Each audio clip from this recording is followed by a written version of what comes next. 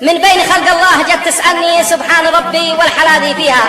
قالت أريدك يا فتاة تكفلني هوية الزاير، أريد أقطعها. قلت ابشري بس الذي حيرني ليش ما لقت غيري أنا يكفلها.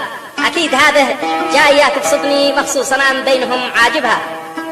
القصيدة بعنوان يا مجلس الأمن انتبه تظلمني، قصة تحكي عن صميم الواقع، يلحنها صديق الجمهور فايز أبو شمس، يعزفها الأنامل الذهبية أبو خليل الفرحان، ويقحها الزبيد الفرحان، مع تحيات تسجيلات الفايز ذمار خط الحدا جوار مبنى الحضر.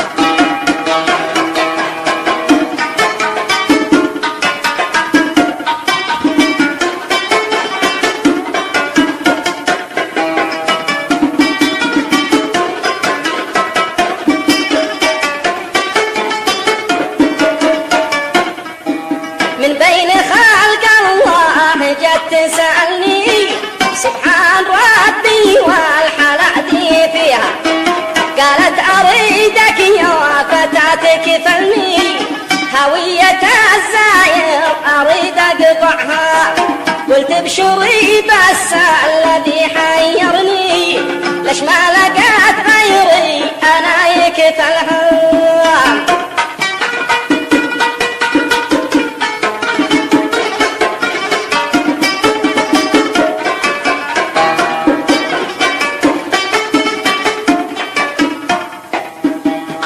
ابشري بس الذي حيرني ليش ما لقيت غيري انا يكفلها. اكيد هذه جايه تقصدني مخصوص انا من بينهم عاجبها. وكلنا امشي مكان تلحقني محلى ادبها ربنا يحميها.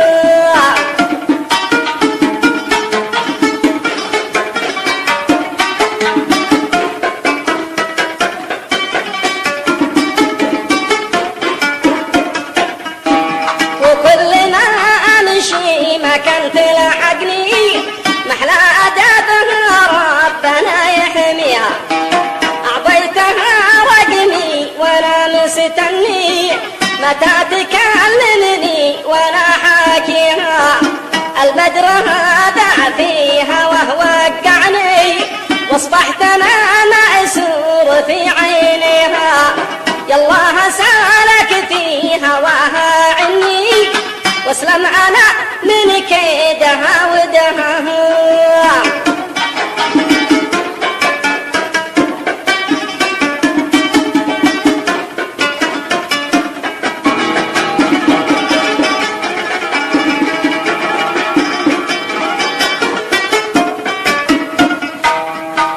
يالله سالك في هواها عني واسلم أنا من كيدها ودها.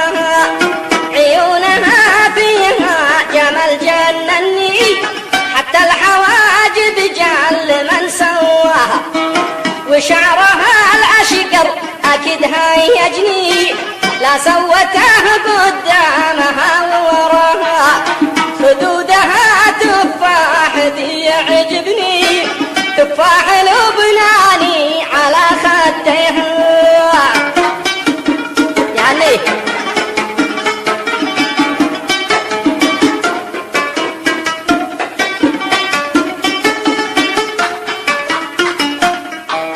خدودها تفاح ذي يعجبني تفاح لبناني على خديها.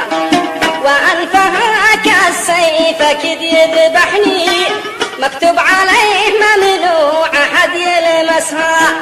والفم حالي يا عرب ذوبني يا ليت ماني طعم عسل مبسمها.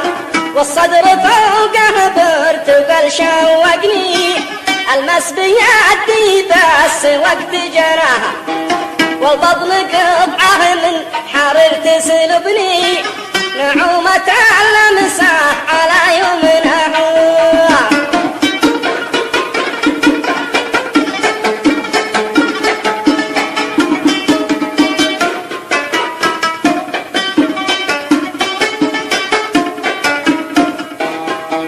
والبطن قطعه من حرر تسلبني نعومة المساح على يمنها. أما البقية يا حسين عذرني، شاهدت أشياء ما أستطيع أوصفها، لكنها للآن غابت عني، يا ليت والله عاد أنا ألقاها.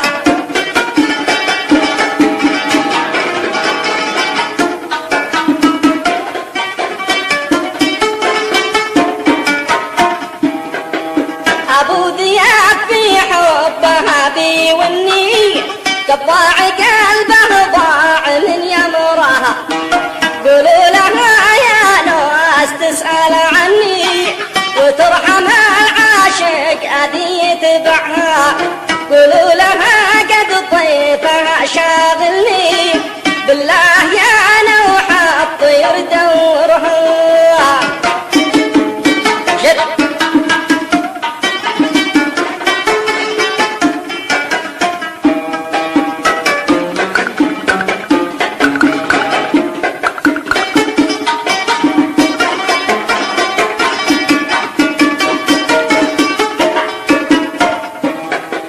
قولوا لها قد طيفها شاغلني، بالله يا نوح الطير دورها، لأنها الجاني وانا المجني، يا من لقاها منكم حاكاها، يا مجلس الأمن انتبه تظلمني، برفع قضية ضدها حضرها، كتبت في هذا القصيدة مني، وأنت يا فايز عليك لحنها، وأنت يا فايز عليك لحنها.